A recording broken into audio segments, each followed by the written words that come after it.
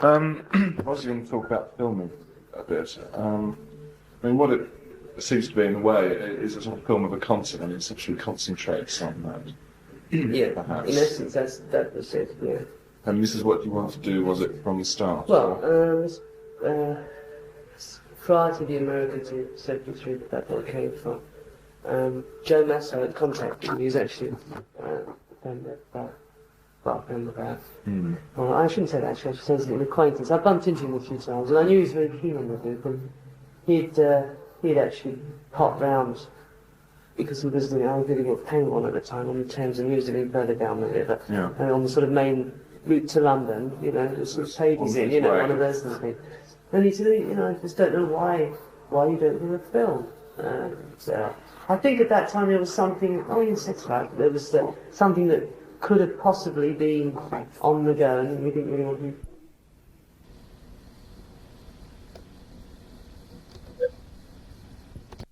So everyone ignores that. So anyhow, you know, I sort of brushed it off. It reoccurred during the concert, which had been an immense success. Yes. Really fantastic. Plus, at that time, it seemed rather, we got the newspaper sent us from, I should say, the musical sent us from Beck, and they were not having a press agent. There wasn't much, you know, reportage, so to speak, of it. And the Stones were touring at the same time. It was all massive thing, the Stones. In actual fact, you know, as far as people coming to see us, we were possibly doing, you know, as well as whatever, you know, it was neck and neck, we'll say. In fairness, we'll say neck and neck, and it certainly deserved something in print, and we were getting nothing. And so we were sitting around one night, and it must have been about a week before the notice came out. I think I proposed this thing out, and everyone sort of started to kick it, and I said, yes, that's it, we'll do it, because we had nothing. We had no sort of celluloid, you know, documentary on us whatsoever, apart from Albert Hall, 1970, which in fact, you know, as far as the annals of history go, you know, is all right. And a really tragic thing that happened at Bath, the Bath Festival, because that was really a magic thing. So we'd been sort of, well, you know, saying retirement, but we've been hiding away writing in this, you know, and been seeing stuff. The Twits haven't got high grade, you've got the high grade? High speed filming and registered. So, canister. So they only got the crowd, and they just got us going on, and we wanted to play into the sunset. Yeah. They just didn't get in, because it was a bastard. So that was it, that's all we had. But I mean, you wanted to make basically a film of you on stage, though, rather than a sort of documentary of, you know, the behind the scenes. We hadn't even thought of anything like that. We just wanted to get, so we wanted to get a good soundtrack and some good footage. Yeah. So we could see ourselves, kick it around, see whether there's any possibilities in it, and the sort of, well, the basic idea that, well, if it's okay, we'll go ahead with it. Yes. If not, we'll just have the crown collections. Yes, yes. Okay, it started off. We found when we got back to England, it was sadly missing in footage, and there were lots of annoying things, like there'd be a long run on something, and then, you know, there'd be a verse or something, and the chap's magazine would run out, and 30 seconds before the end of the verse or something, well no, I should say that 5 seconds, and just at a crucial point, and all these sort of things, and they were a bit niggling, but there was definitely something there. Incidentally, we did it across 2 nights, but the group being as it is, and lots of stretching out within London, street form or something, you couldn't possibly use footage from one night to the other, because it wouldn't be the same.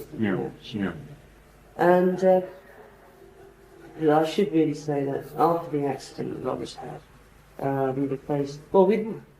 Nothing. I'll give you some sort of chronological history of how the film came to be, because I bet you're going to ask me why it took 3 years, aren't you? Well, that's obviously sort of what one wonders. Yeah, yes. Right, okay. Well, it's important really, that you get a picture of it. We realised that we had lots of gaps. Because of the gaps, there was the immediate sort of, what the hell shall we do? Shall we put some graphic sequences in, or put on footage, whatever. And the fantasy sequences came up as an idea. That giving everyone, you know, liberty to do their own fantasy or whatever. But it was partly sort of originally sort of force of circumstance, and that you didn't have. Fantasies, of course, so that's in that you didn't have necessarily the Well, in a bits of way, film, yes, in a way. But you see, the important thing that I'm getting at as well is that it grew, Yeah. and that there was a sort of a minor concept to it, but it became, I'm going to say, almost a necessity. It's a baby stage, you see. Yeah. So anyhow, that was it. We had the we had the fantasy sequences already shot, more or less at the time. Oh, excluding mine. More or less at the time, and you know, it's contemporary with the footage of Madison Square Garden. Now, because of tours and albums, this, that, and the other, it got shelved for a while. You know, there's just not enough time to do all the things you want to do. Yeah. Little things that had personally niggled us. No thanks. No. And just you know, I hadn't really lost total interest, but. There was just a feeling of, oh, well, we'll do it another day, you know? Because, well, we always been pretty, I guess we're our own worst critics, and we're pretty sticky about getting things dead right. You know, the things, when you find footage missing and that sort of thing, and things have to be synced up properly. We needed a lot of identification of footage. It just seemed to be too much of an epic task, right? A little bit more work was done in another period on the interim, through 75, when the accident happened. So at that point we had to reassess everything that we were doing. Because the accident stopped you touring, didn't it? Didn't you have a tour plan or something? Right. We had been working on the film, and you know, by that time of the non-residency period, we were thinking of putting it together, but after the accident, obviously, there's far more energy put in total commitment at that point. We'd actually got the plot and the idea of almost the slow beginning of tranquility, and the total, you know, yin-yang effect of the tranquility in Britain and the race and chaos and stuff. Yeah. That was it, basically, after the accident. It was just all energies went. How much do you think the fantasies reveal about the particular members of the group?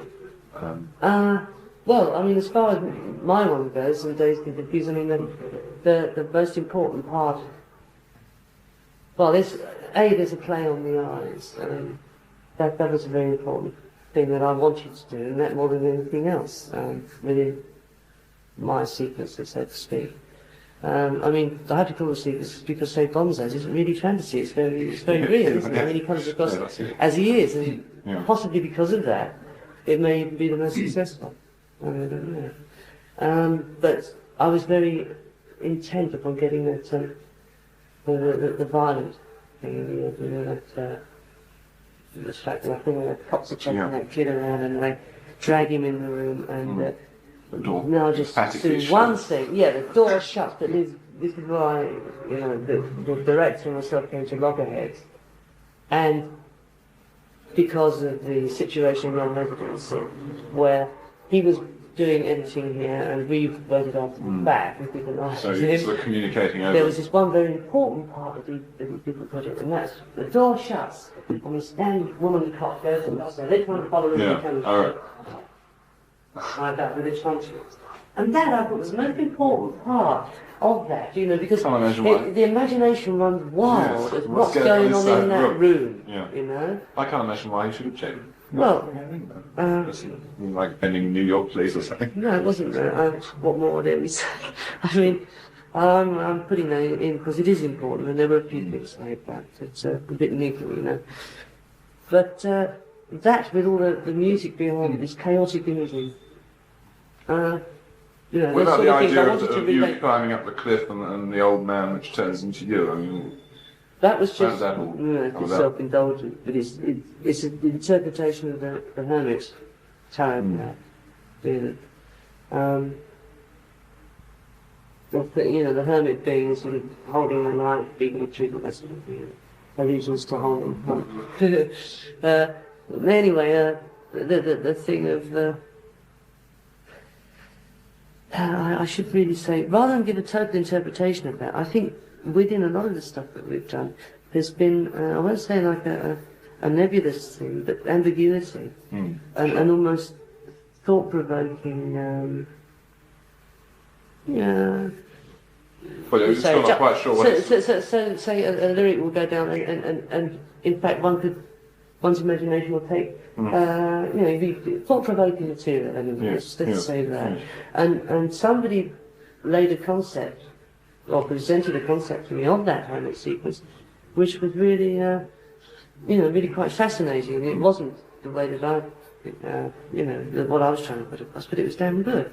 And if that's the sort of thing that's going on, that's good. I'd prefer that, That it's just a thought-provoking piece rather than a statement. Because I mean, Led Zeppelin as a group has always been something sort of mystery, as compared with a lot of other groups. I mean, you said earlier that you didn't get a lot of. You weren't getting a lot of press, as say, compared with the Rolling Stones. I mean, everybody walks down the street knows about Mick Jagger, sort of thing. Whereas you don't. I mean, how much is that? Do you want that to happen, or how much is that just sort of natural? Well, the unfortunate thing, you see, the thing is, the most important thing to all of us was what we were actually involved with, which was the music, period, that's it. Rather than sort of presenting an image around or a pretty face. And unfortunately, through lack of communication or statements to the press and all this sort of thing, from the usual recognised source, PR, as such, Led Zeppelin started to just mean pound, shillings and pence, and that's they related us to gigantic gates, people appearing, for me to see us, like, Tampa, 57,000 or sort of thing. But rather than making a big play on the fact that that's an amazing amount of people to come to see one, because I don't know how many bands or whatever musical groups that you actually think, I'll go and see them, make a date in your diary, and actually bother to make the booking and get ready and go and everything. There aren't that many that one really would go, would actually run to the box office to get your ticket for. And I really appreciate that people have taken that you're taking their time. Do you not think that kind of air of mystery though about the members of the group, say yourself and whatever, in a way kind of enhances the whole Led Zeppelin legend, if you like? Well, it makes people even more perhaps in awe of the group, if you like. I see what you're getting at, but there's an important part to this. It's not a fabricated sort of aura. No. I think it comes through because, look, first of all, we've stuck to our guns as far as like what we play, and that's with an LP. Somebody was saying this afternoon, you seem to come out with an LP once a year. Well, I suppose it does claim to be that. Now, within a year, you go through a lot of changes, and as this sort of music is sort of almost like an extension of a voice or whatever, it is a method of expression, then obviously collectively those sort of changes, because everything is going to come out the end that way,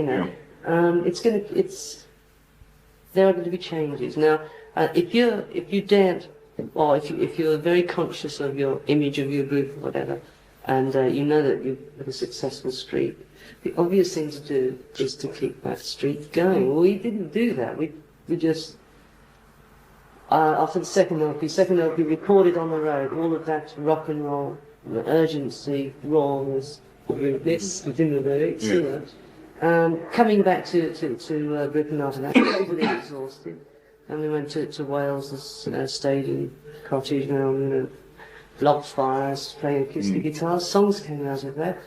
The obvious thing to do is to record it. Now the whole atmosphere of the third LP from this is just it's totally different altogether. There's a very mellow side to it.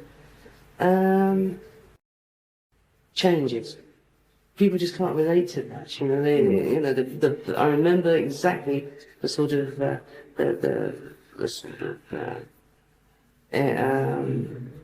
attitude the reviewers at that particular point.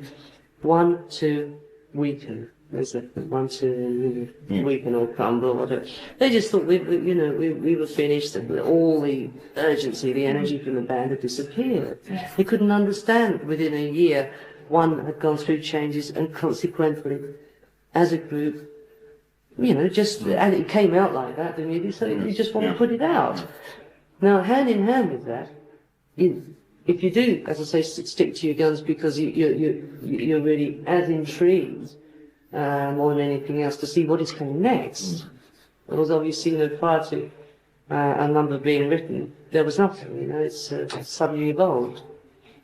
If after 6 years of doing this, you can people, the audience, people that with you can relate to those changes themselves and stay with you. Well, I think it's fantastic. I mean, because it seems now though that you are, even though going to say that, I mean, the film isn't particularly illuminating about the background of the group and that sort of thing. I mean, what you're saying now suggests that that you've decided perhaps to demystify perhaps some of the kind of stuff around. I mean, in fact, you're doing all these interviews, for instance. I mean, I remember saying 3 years or 4 years ago.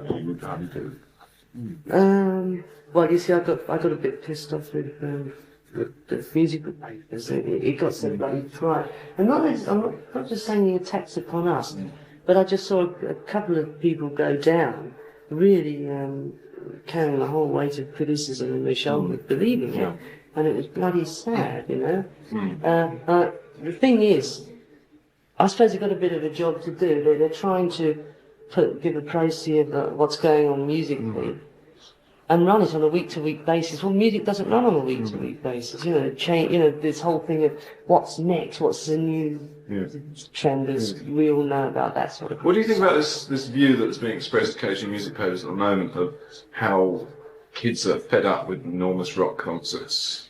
Well, if they fed up with it, they wouldn't go, would they? They wouldn't attend it. I think that's absurd.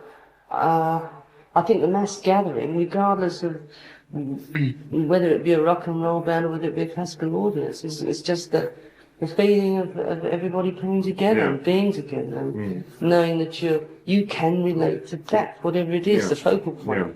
And I think the way actually for Led Zeppelin, isn't it? I mean, the whole sort of giganticness of a big concert seems to go so well with the group anyway. I mean, well, you've got to accommodate. This is the awkward. It's a sore point. You've got to accommodate the amount of people that want to see you. Obviously, the only time that we sort of felt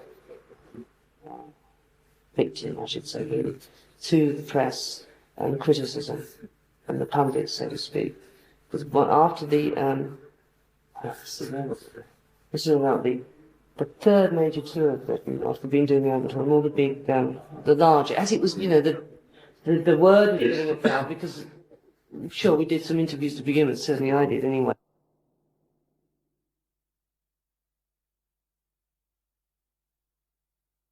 After the first couple of years, it was just like, well, if you can, you don't think you don't. Well, I want to get the right phrasing across. You see on this. Sorry, just ask your question again. Ask it again. Well, I asked originally that what you felt about this view someone's expressed in music papers at the moment, that young people are fed up with big concerts, large scale events. And I was saying that you have to accommodate. Well, when you know that you're growing in popularity, stature, whatever, you want to keep with the people because you know that is really what the music is all about. It's coming out of the streets. I've always thought, and I still think that it's the contemporary folk music. The instruments are different because that's what. Does sometimes the less? I was just going to say about this thing about the press. You see, we were doing in large places, and it was, this is it. They're blessed to. James, sorry to interrupt you. I'm leaving. Right. It is quite important, this, but we got the sort of slating, and they've left everyone behind, and they're finished. They've sold out. Sold out is a real thing. You see, nobody wants to do, regardless, So we did a absurd thing. we played all the clubs again that we'd done on possibly our first time, Boathouse and Marquee, all the sort of 400 or 500 capacity places. It's chaos, absolute chaos, because nobody could. All the people that really wanted to see you couldn't get in. So I'm not really asking is whether you things. feel in any way threatened by that view. I mean, obviously there's no reason why you shouldn't, particularly, but I mean whether the fact that it is being mentioned in music, which I'm sure you've seen probably. No, I haven't actually. No. Oh well, it's just like it's Well, it's a dilemma. punk rock. You've heard, know about this punk rock business. Perhaps that's been. This is this is supposedly the young kids. Doing it themselves now after years and years of watching it. But that's great. I mean, even though we may not be able to relate to it ourselves, and this is the whole thing, that's okay. That's great. That's how it should be. It should. Well, the only unfortunate thing is that musically, obviously, but what your feeling is that it's a bit banal, and so it is, because I think that by now, the way that everything has loosened up as far as the, it's certainly broken the chains of tradition anyway. Yeah. And there has been a sort of merging with all of the popular forms of music. The jazz has taken on the sort of soul rhythm sections, and then you get Billy Cobham, people like that, and you find Leonard Bernstein, stating quite openly that he's quite happy to work with rock musicians and this, that, and the other. Why haven't we got any good, why aren't the important writers coming through from the next generation, so to speak? That's the only annoying thing, because I think it should come. The sort of tube of the bells type of thing. You see, the whole thing is it's got to, and it will come anyway, whether it's got that generator or the next one. But with the textbook, which is now there, there've got to be some important writers coming through. I don't think there are in it. So. Yes. I agree. Anyway. But Do you find the strains of, the press is one thing, but I mean, all the strains and pressures, so-called, that, people talk about it being a rock star, do they get worse as you go on, or do you find you get more used to them? Or, no, how does it work? It's the attitude of the man in the street. Sorry, it's I think most people appreciate that it is done wrong. Well, when okay, there's a concert, and there's this really frustrating thing. All they can relate to is the I'm ridiculous. But the critics, I'll say, can only relate to the monetary side of it. The whole organisation, the planning, this, that, and the other gets forgotten. They think that it is, pretty easy, and you get. I want to say like customs. Sure. This is it. This is the sort of thing. When you come through customs, after having done a damn good tour and everyone's shook hands, it smiles everywhere, and you know that it's been, a really fantastic experience, and then you get humiliated all the way down the line. But surely time and time again, and you realise that you're being treated as some sort of. But surely, the strains and pressures and things are more sort of subliminal. That's the sort of thing. I tell you, flying into London Airport, I'm like this, because I know I'm going to get a damn bad time. Yeah. And it's horrible. Yeah. Why should you? But I'm not sort of even worse though. Sort of more subliminal things, if you like.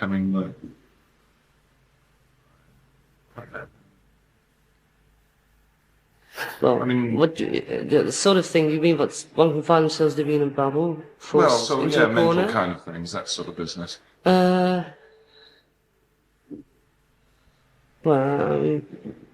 depends what side of it you're getting. I could go on about people's attitudes towards one and suspicions and that sort of thing.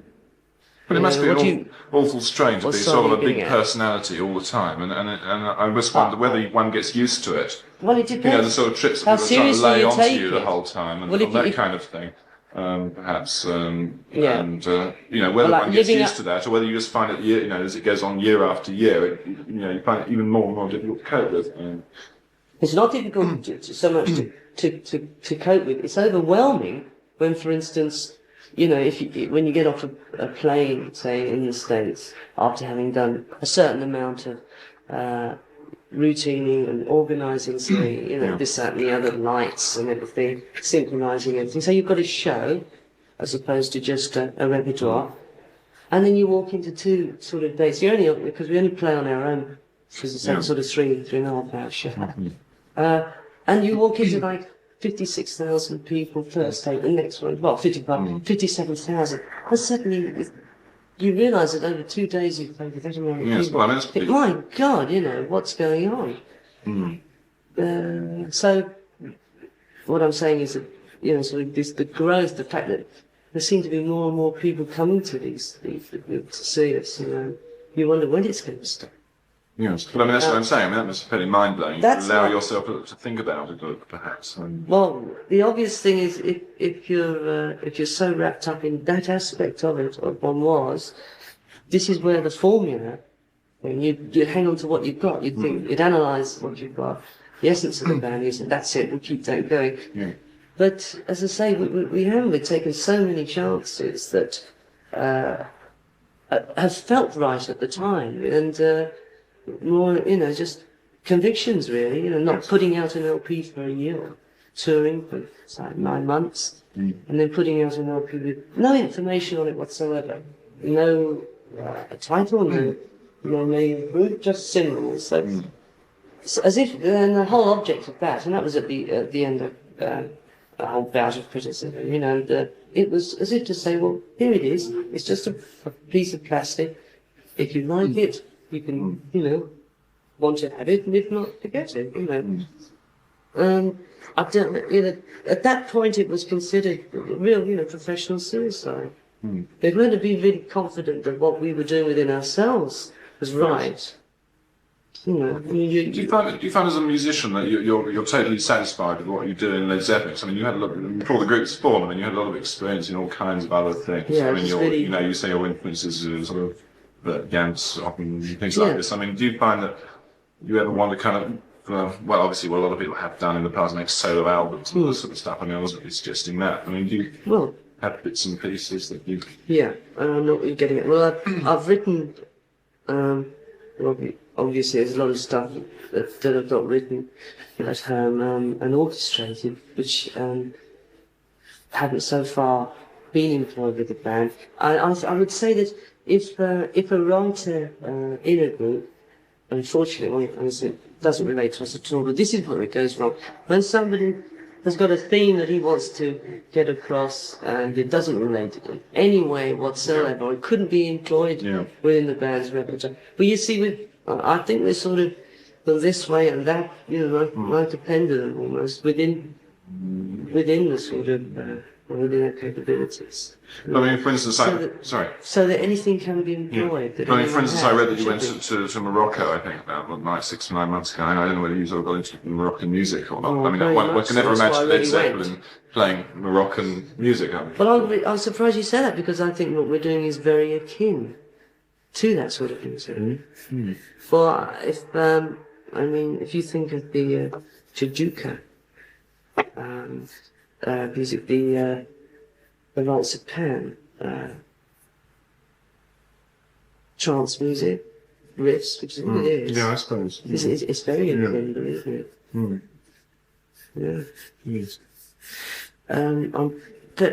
You can't help but be totally overawed and bowled over by all the well, what is it? It's like a 360-degree cycle of music going on, and it's there's so much to be able to sort of to turn you on. You know, it really does. I mean,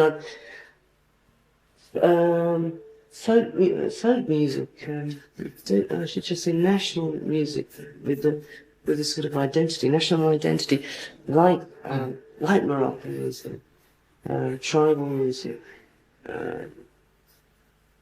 Indian, the classical Indian music, and more, you know, so southern Indian, northern Indian, classical music, as we know, Western classical music. There's just so much that I really want to sort of digest, to be able to interpret it. You know, you think that can be interpreted into Led Zeppelin? Well, yeah, right, sure. Do But you wouldn't necessarily be able to see it. It wouldn't be like you see, George Harrison got involved with Indian music, and it came out with, it sounded. I mean, the one was Sergeant Pepper with Indian Country, which I mean, it was absolutely brilliant as a fusion, and it's a shame that more wasn't done really. But that was, how should I say? That was George Harrison being involved with it and coming up with something which was very, very akin to their film music, which is their pop music. Pop music or the classical. Now, the way that I realised that I've withdrawn and looking back, the way that it comes out is that it goes in, but it doesn't necessarily come out sounding absolutely Arabic or whatever, or Indian. And when this interruption's gone, I'll tell you. You see, on the last studio group presence, Achilles' last stand, for myself, with illustrating this is well, that's illustrative of what I've been saying. These, having travelled through Spain, Morocco, I can see where the influences in my own playing are coming out through them, but it wouldn't necessarily be apparent to anybody else. But the most important thing is that it is a stimulus, and that it's all there to be drawn from and to work with. And that we recorded in Bombay, a great desire of mine to record in Cairo. I know you've heard that, but please out of there. Radio Cairo. The best.